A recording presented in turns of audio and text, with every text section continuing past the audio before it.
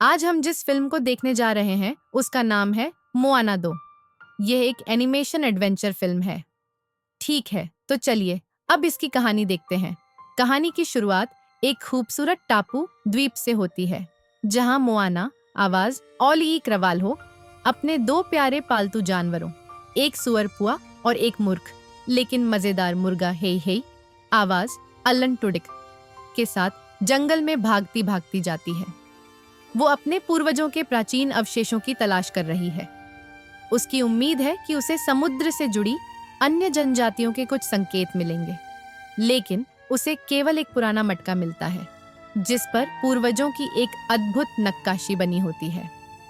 Moana अपनी नाव पर सवार होकर अपने घर मोतुनुई लौटती है।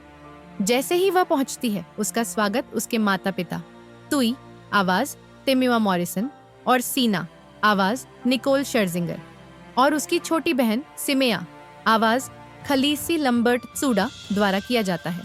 सिमेया अपनी बड़ी बहन को बहुत मानती है और उसकी तरह बनना चाहती है। गांव के लोग भी मोआना की बहादुरी के किस्से सुनाते हैं कि कैसे उसने माओ आवाज ड्वेन जॉनसन के साथ मिलकर अपने द्वीप को बचाया था। दूसरी ओर समुद्र के किसी कोने में माओ एक गुफा में प्रवेश करता है। वहां उसकी मुलाकात एक जादूगरनी मातांगी आवाज अभिमय फ्रेजर से होती है। मातांगी समुद्री देवता नालो आवाज तोफिगा फेपुलाई के लिए काम करती है। नालो इंसानों और माओ से घृणा करता है और उनसे बदला लेना चाहता है। माओ खोए हुए द्वीप मोतुफेतु को ढूंढना चाहता है, जो नालो की शक्ति के कारण समुद्र के अंदर समा गया था। लेकिन जब मातांगी माओ से कहती है कि उसे मोआना की मदद लेनी चाहिए, तो माओ इनकार कर देता है। वह कहता है कि वह मोआना को खतरे में नहीं डालेगा। मातांगी यह सुनते ही चाल चलती है और माओ को गुफा में फंसा देती है। रात में मोतुनुई में एक अनुष्ठान होता है जिसमें मोआना भी हिस्सा लेती है। अचानक बिजली कड़कती है और एक रहस्यमयी रोशनी के बीच उसे अपने पूर्वज टाउताई वासा आवाज जेरल्ड रैमजी की झलक दिखती है। टाउताई वासा उसे बताते हैं कि वह और उनकी टीम मोतुफेतु की तलाश में गए थे, लेकिन नालो ने तूफान लाकर उनका जहाज डुबो दिया था। टाउताई उसे एक भविष्य की झलक दिखाते हैं जहां मोआना का गांव अंधकार में डूबा हुआ है।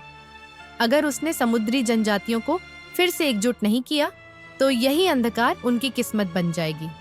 मोआना की आंखें खुलती हैं और उसे समझ आता है कि उसे मोतुफेतु को ढूंढना है। उसके माता पिता उसे रोकने की कोशिश करते हैं और सिमेया रोने लगती है क्योंकि उसे डर है कि उसकी बहन कभी वापस नहीं आएगी। लेकिन मोआना अपने दिल की सुनती है और दृढ़ निश्चय करती है। उसे अपनी दादी ताला आवाज रेचल हाउस का दर्शन भी होता है, जो उसे यह यात्रा पूरी करने का हौसला देती है। मोआना अपनी नाव पर सवार होती है और अपनी टीम को इकट्ठा करती है। मोनी आवाज वलालाई चुंग, लोटो आवाज रोज मतफेओ और केले आवाज डेविड फेन के साथ। टीम समुद्र में निकल पड़ती है और एक आग के तारे का पीछा करती है जो उन्हें मोतुफेतु तक ले जा सकता है। लेकिन अचानक तारा टूट जाता है और वे देखते हैं कि एक द्वीप उनकी ओर बढ़ रहा है। असल में यह द्वीप नहीं बल्कि खतरनाक काका मोरा योद्धा है। ये नारियल जैसे छोटे योद्धा टीम पर हमला करते हैं और उन्हें पकड़ लेते हैं। काका मोरा एक नई शर्त रखते हैं, अगर मोआना और उसकी टीम एक विशालकाय शंख राक्षस को काबू में कर लेते हैं तो वे साथ मिलकर काम करेंगे। मोनी, लोटो और केले इस चुनौती का सामना करते हैं और एक गुफा में गिर जाते हैं जहां माओ भी फंसा हुआ मिलता है। माओ अंततः अपनी शक्तियों के साथ बाहर निकलता है और मोआना की सुरक्षा के लिए दौड़ता है। मोआना मातांगी से मिलती है जो उसे एक रहस्यमयी मार्ग बताती है जिससे वह अपने साथियों के साथ फिर से मिल जाती है। टीम नालो के तूफान के अंदर प्रवेश करती है। माओ नालो का ध्यान भटकाता है जबकि मोआना और उसकी टीम मोतुफेतु के करीब पहुंचती है। माओ का जादुई हुक बिजली की चपेट में आ जाता है और उसकी देवता की शक्ति चली जाती है।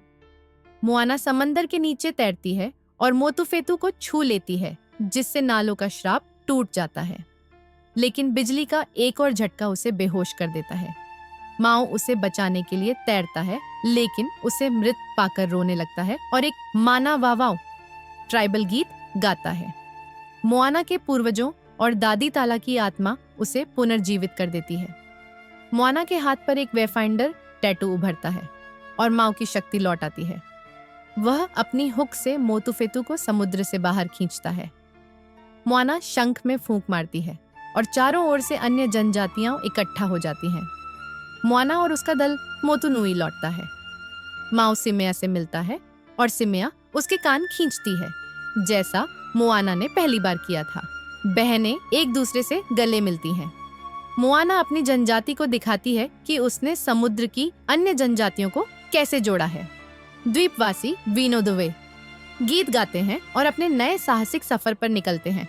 इस तरह की और फिल्मों के बारे में जानने के लिए लाइक करें, सब्सक्राइब करें। धन्यवाद।